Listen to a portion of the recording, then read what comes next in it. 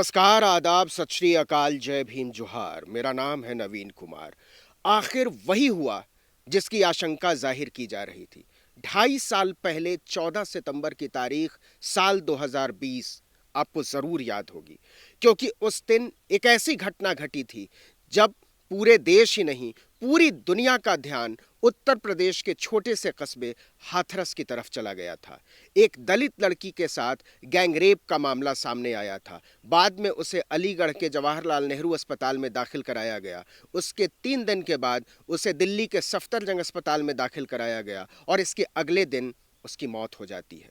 पूरे भारत में हंगामा होने लगता है, धरना, विरोध, प्रदर्शन होने लगते हैं। आखिर में जांच सीबीआई को सौंपी जाती है। सीबीआई जांच शुरू करती है। 67 दिनों तक जांच होती है। 104 गवाहों के नाम दर्ज किए जाते हैं और उनमें से 35 लोगों की गवाही दर्ज की जाती है। लेकिन वो गवाहियां इतनी काफी नहीं थीं, पर्याप्त नहीं थीं कि देश की अदालत को लगे, मिलॉर्ड को लगे कि उन आरोपियों को सजा तक पहुंचाया जा सकता है।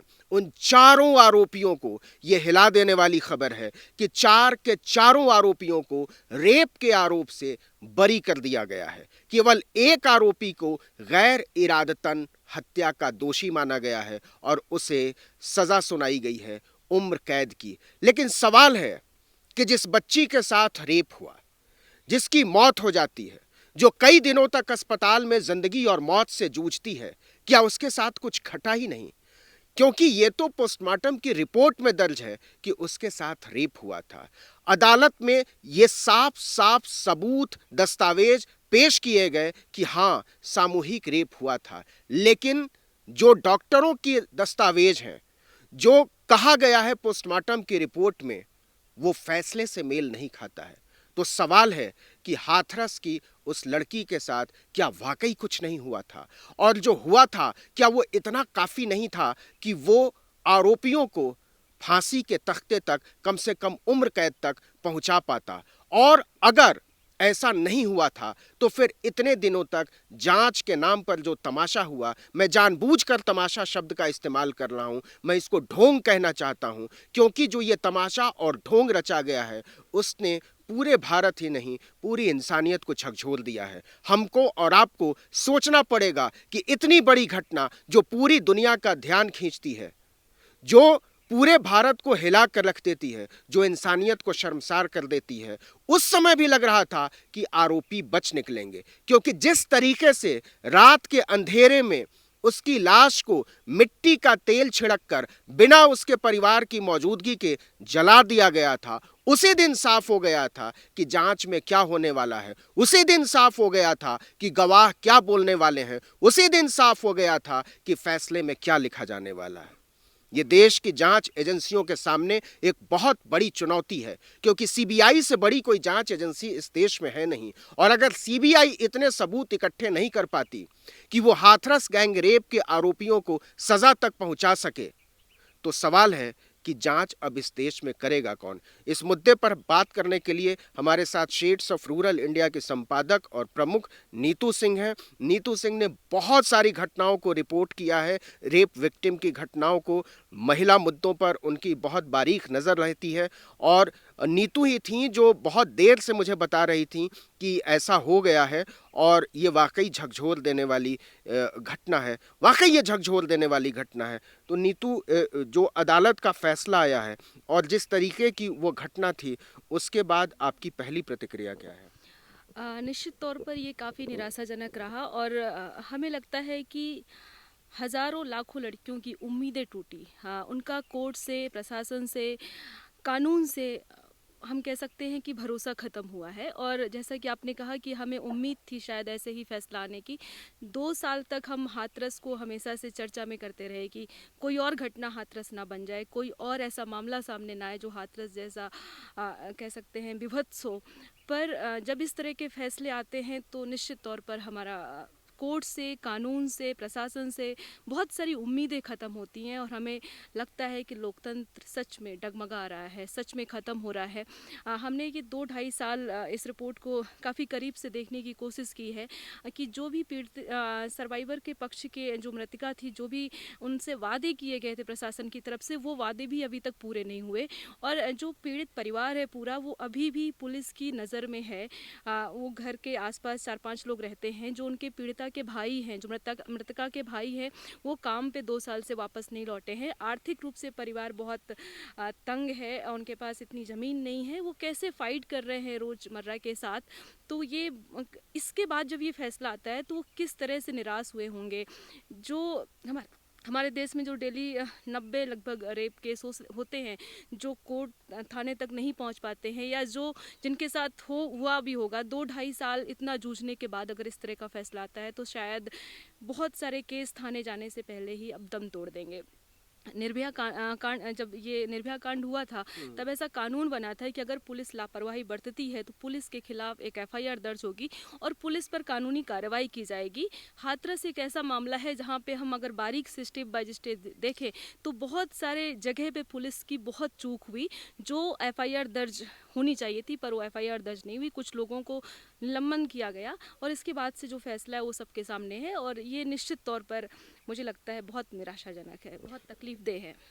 एक जो बड़ा सवाल उस समय भी था और इस समय भी है कि जिस गांव में वो लड़की रहती थी, वहाँ ज़्यादातर आबादी जो है वो अगड़ों की है, उसमें भी ठाकुरों की है। और वो जो दलित परिवार है उस समय भी ये कह रहा था कि हमारा बहिष्कार कर दिया है जब से हमने ये आरोप लगाया है। तो और हम उन्हीं की खेती पर निर्भर हैं क्योंकि वो उनके खेतों में मजदूरी करते हैं काम करके। तो ये तो एक तरीके से जातीय बहिष्कार पर मुहर जैसी बात है, क्योंकि ये वो उस रेप में तो सज़ा नहीं ही हुई है, लेकिन अब तो उसके बाद उसके पूरे परिवार को सज़ा देने जैसी बात होगी। मुझे लगता है उनका जीवन काफ़ी दूभर हो जाएगा। अब वो समाज से, खुद से या पूरी सोसाइटी से पूरी तरह से कट जाएंगे, ख़त्म हो जाएंगे। क्योंकि जब मामला कोर्ट में चल रहा था तब तक उन्हें एक उम्मीद थी कि शायद फैसला हमारे पक्ष में आएगा, जबकि आरोपी पक्ष या जो उस समाज में, जो उस गांव में उच्च जाति के लोग रहते थे, वो हमेशा से, हमने उनकी बहुत सारी बाइट देखी है जिसमें उन्होंने हमेशा से ये दावा किया है कि जो भी बच्चों को फंसाया गया है वो निर्दोष है और आज ये बात उनकी कहीं ना कहीं सही साबित होती नज़र आ रही है। तो उनका हौसला कई गुना मजबूत होगा, जो आरोपी पक्ष के लोग हैं या उस गाँव के जो उच्च जाति के लोग हैं।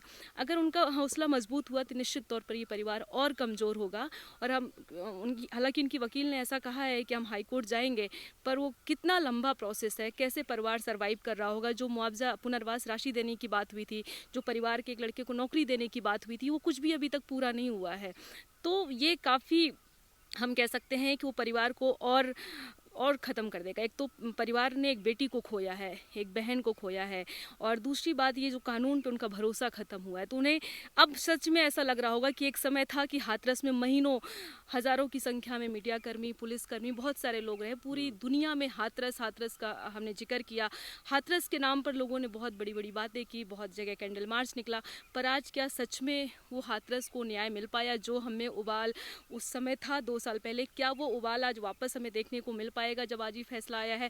क्या लोग इसका विरोध जता पाएंगे? क्या हाईकोर्ट इन आरोपियों को सजा दिलाने में फिर से मदद कर पाएगी?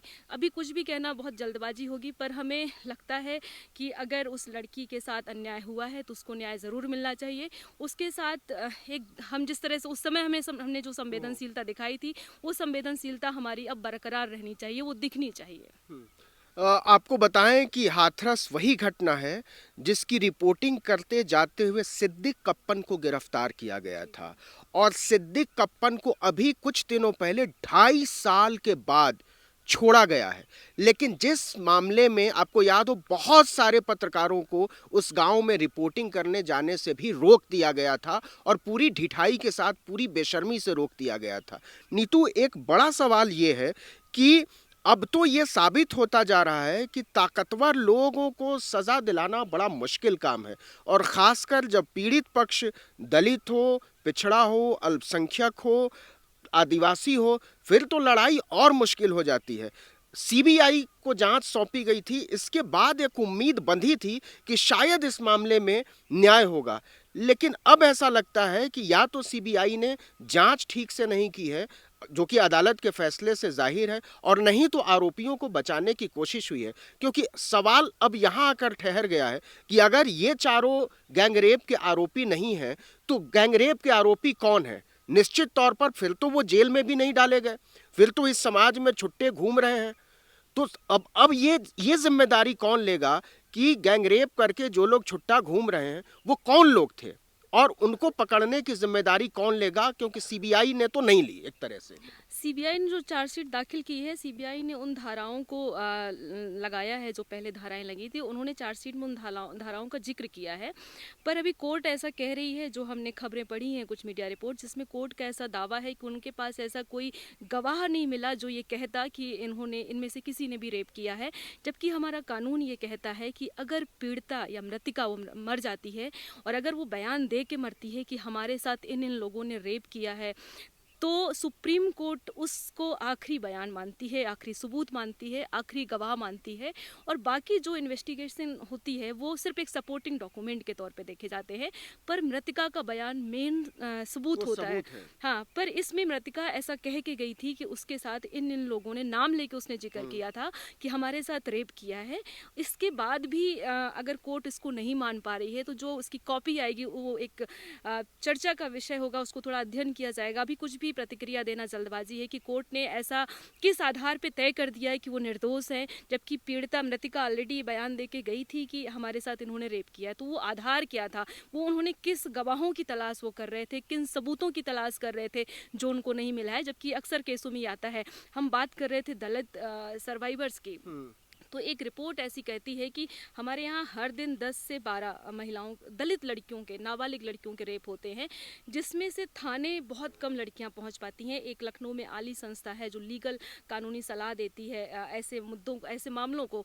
तो उन्होंने एक रिपोर्ट किया था, एक शोध किया था। उस शोध में निकल के आया था कि एक दलित महिला को एफआईआर दर्ज कराने में 3 दिन से लेकर 251 दिन तक, मतलब करीब 2.5 महीने तक का समय लगता है उनको, सिर्फ इस मामले की 2.5 से 3 महीने एफआईआर दर्ज कराने में।